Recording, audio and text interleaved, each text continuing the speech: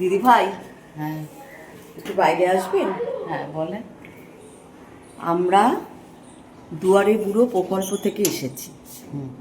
এই যে দেখুন, আমরা দুয়ারে বুড়ো প্রকল্প থেকে এসেছি।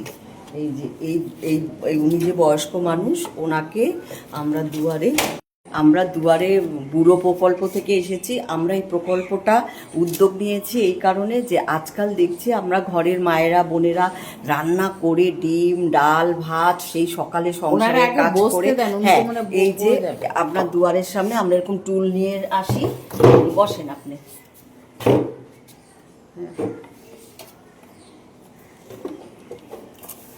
আমরা এরকম টুল নিয়ে আসছি, টুলের মধ্যে উনি আপনার দুয়ারের সামনে বসে থাকবে, সারা দিন বাইরেই থাকবে। যদি ঝড় বৃষ্টি হয় তখনই আপনি ঘরে নেবেন। আর সত্যি কথা বলতে দিদি, এখন আমরা সবাই নরনারায়ণ সেবার জন্য রাস্তায় রাস্তায় ঘুরে বেড়াই খাবার নিয়ে। আপনার আর ভোরবেলা কোনো হেডেক থাকবে না। আপনার ঘরের সামনে উনি থাকবে, আপনি ওনাকে 3 বেলা ব্রেকফাস্ট, লাঞ্চ আর ডিনার আমরা সকাল 8টায় বসিয়ে দিয়ে যাব, আবার রাত 8টায় এসে আমরাই নিয়ে যাব। এই যে দেখুন দেখুন দিদি ভাইরা, আমরা এই প্রকল্পটা আপনাদের ঘরের মায়ের বোনেদের জন্যই এই প্রকল্পটা করছি। তারপর ওনার পায়খানা পেচ্ছাপ টান ঠান এগুলো কে করাবে? এগুলো আমরা সকালবেলা করে বসিয়ে দিয়ে যাব। সকালবেলা আমরা আমাদের সেন্টার থেকে ওনাদের রেডি করে দিয়ে যাব। তারপরে যদি ওনার কোনো অসুবিধা হয় সেটা একটু আপনারা দেখবেন। আমার মনে হয় না যে আপনাদের কোনো অসুবিধা হবে। রোদের মধ্যে সবসময় আমার দরজার সামনে বসে থাকবে, এটা কখনো হয় না। হ্যাঁ হ্যাঁ, আপনি কখন ঘরে নেবেন? যখন দেখবেন খুব দুর্যোগ। এই যে এখানে ওনার সব কিছুই আছে। ওনার গরম লাগলে উনি পাখা দিয়ে হাওয়া খাবে। এই যে ওনার এখানে একটা লেখা আছে, এই যে দেখুন ওনার এখানেও লেখা আছে, এই যে, আর আমারও এই যে এখানে লেখা আছে। সবই বুঝলাম, কিন্তু এখানে দরজার সামনে কতক্ষণ উনি বসে থাকবে? এইবার আমি কি বলছি, ওনারা তো রাস্তায় বসে থাকেন, কোনো একটা ফ্লাইওভারের নিচে কিংবা একটা রেল লাইনের একটা কোনায় বসে বসে থাকেন। এবার আপনারা তো খুঁজে খুঁজে গিয়ে তাদের তাতে কি হয়, পরিবেশ নষ্ট হয়। ওনারা খেয়ে খেয়ে জলের গ্লাস পাতা এখানে ওখানে ফেলছে। আমরা এগুলো একটু আপনাদের মুখের দিকে তাকিয়ে, যাতে পরিবেশ দূষণ না হয়, ওই সচেতনতার জন্য আমরা এই কখনো শুতেও চাইবো না, আমি কতক্ষণ বসে থাকবো?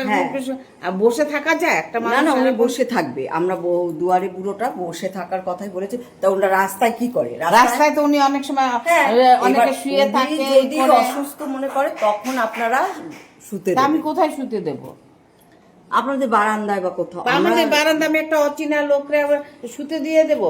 রাস্তাঘাটে যারা থাকে তাদেরকে আপনি খেতে দিতে পারি, ঠিক আছে, খেয়ে দিয়ে আনলাম। উনি আপনি এখানে রাইখা যাবেন, ওনার অসুবিধা সুবিধা এগুলো কে দেখবে? এইটা ওই সুবিধাটা তো আপনারা অসুবিধাটা মনে করলেন। আর ওই যে ভোরবেলা উঠে 2 ব্যাগে জল ভাত ডাল ডিমের ঝোল সবকিছু নিয়ে কোথায় আছে কোন লোক, ওটা আলাদা, এটা আলাদা, আলাদা।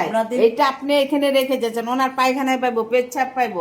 অনেক সময় উনি বলতেও পারলো না, ওরকম নোংরা অবস্থায় থাকবে। ওগুলো কি করবে? ওইটুকু আপনারা তো একটু পায়খানা বাথরুমটা ইউজ করতে দেবেন।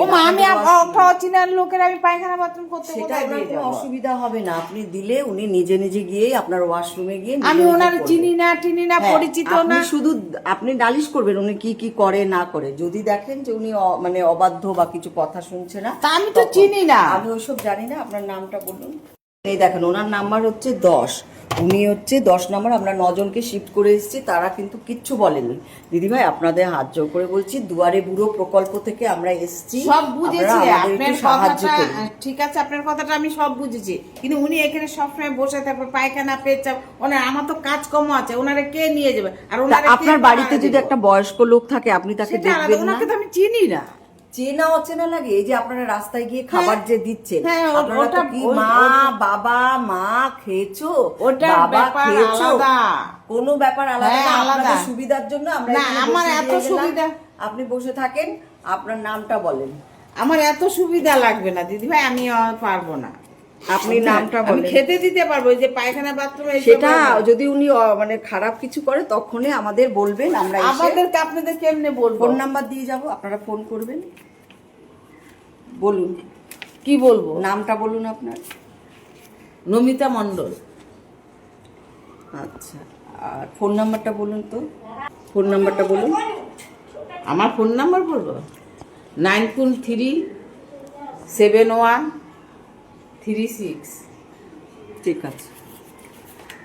আপনি ঠিক আছে, আপনি উনি যদি কোনো অসুবিধা করে তখন আমাদের ফোন করে জানাবেন, ঠিক আছে? এই যে দেখুন, আমরা এরকম টুল নিয়ে আসি আর এরকম দুয়ারে একজন করে দিয়ে যাচ্ছি। আপনারা একবার দেখুন, আপনারা খাইয়ে মানে খুশি হবেন, তৃপ্তি পাবেন। ঠিক আছে দিদি ভাই? উনি এখানে এরকমই বসে থাকবেন? হ্যাঁ, আমরা 8টার সময় এসে আবার নিয়ে যাব। সকাল 8টায় বসিয়ে যাব, রাত 8টায় এসে আমরা গাড়ি করে নিয়ে যাব। এই যে আপনাদের রাত্রিবেলা কোনো হেডেক নেই। এই বাবা, এ তো মহা ঝামেলার পড়ে গেলাম। এরকম বুড়া মানুষ এরকম রাখে গেবো, এটা আবার কি? আমরা রাস্তায় খাইতে দিই সেটা আলাদা, নিয়ে গেলাম আমরা বসে থাকে আলাদা। এই আমার দরজার সামনে বসে থাকবো, আমি কোথাও যেতে পারবো না। না দিদি ভাই, আমি ইচ্ছাবে যাবো না।